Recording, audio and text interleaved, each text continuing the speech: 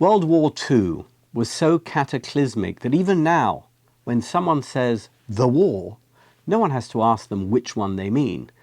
The villains of that dreadful conflict, Germany and Japan, unleashed horrors that defied human imagination, leaving entire countries, including their own, in ruins. Millions died, and millions more had their lives shattered. The Allies won, but just barely, and not before being brought to their knees, literally, by blitzkriegs, kamikaze pilots, and some of the most heinous war crimes and terrifying military strategies ever devised. Unsurprisingly, the victory celebrations didn't last long. As the world exhaled a collective sigh of relief, one daunting question lingered. What now? The last time the world tried to clean up after a global war in 1919, it hadn't exactly gone to plan. The Treaty of Versailles didn't just punish the Germans, it humiliated them, grinding the nation into grovelling submission, saddling them with crippling debt and a national identity crisis. Unsurprisingly, Versailles backfired spectacularly. Instead of licking their wounds and learning their lesson, Germany doubled down. Within a generation, they'd elected a violent psychopath who promised to restore their pride and lead them back to dominance. By 1939, the Germans were back in uniform, goose-stepping straight into chaos and dragging the rest of the world along for the ride. So, in 1945, the Allies faced a big question. Should they repeat the mistakes of Versailles or try something completely different? US President Harry S. Truman, now the undisputed leader of the free world, was no softy. This was the man who dropped not one, but 2 atomic bombs on Japan at the end of World War II. He knew exactly what it meant to be tough, but Truman also understood something else. Winning the war was only half the job. The real challenge was winning the peace.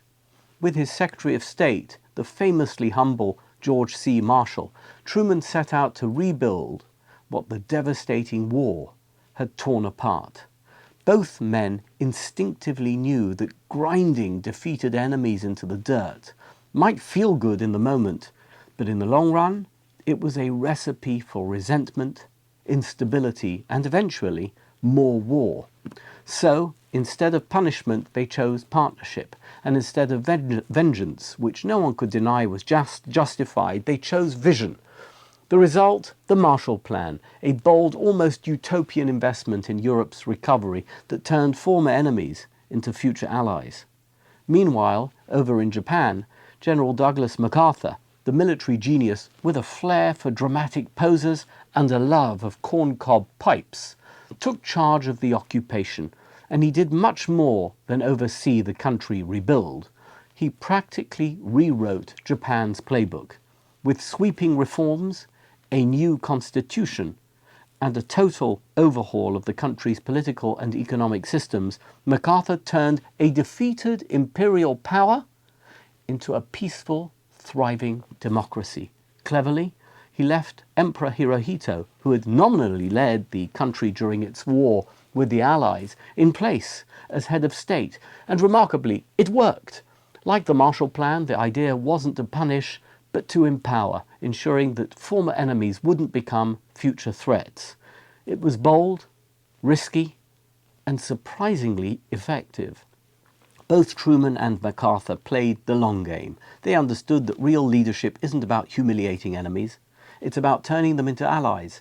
Truman proved he could be tough when it was necessary. His drastic decision to drop the atomic bomb made that abundantly clear.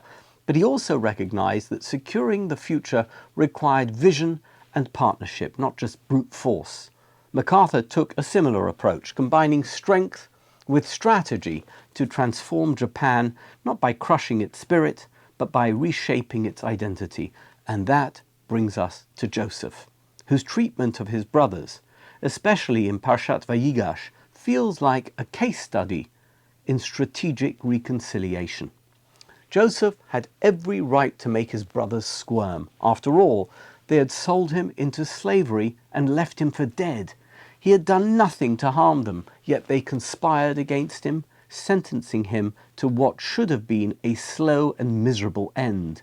Although he survived slavery, he endured years of hardship, separated from his beloved father and locked away in a prison for a crime he didn't commit. But when the moment of reckoning arrived, Joseph didn't crush his brothers. Instead, he orchestrated an emotional roller coaster designed to wake them up, force them to confront their guilt, and most importantly, show them a way forward. Joseph was tough, but he was also tender, equal parts drill sergeant and therapist. He wasn't interested in an apology. He wanted a transformation. Like Truman and MacArthur, Joseph understood that the real victory wasn't revenge and submission. It was redemption.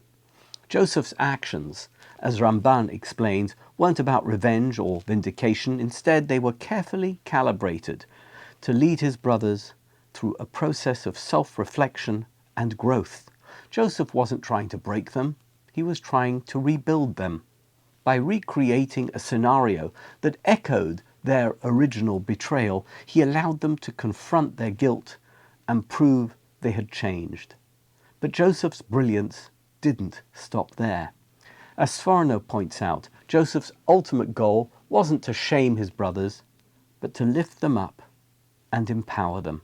He reframed their actions within a larger divine plan, assuring them that despite their wrongdoing, God had used the situation for good, to save lives and secure their family's survival. And now Joseph invited them to consciously step into that plan, turning past failures into a foundation for future success. What Joseph intuitively understood was that crushing people under the weight of their mistakes might feel justified, but it's ultimately counterproductive. True leadership means showing people how they can rise above their past and step into a better future. And that's the trick, isn't it? Whether you're rebuilding nations or repairing fractured relationships, the goal isn't to keep score, it's to move forward. Whether it's Joseph in the biblical narrative or dealing with a defeated enemy in the modern world, the best way to win is to make sure everyone gets to share in the victory.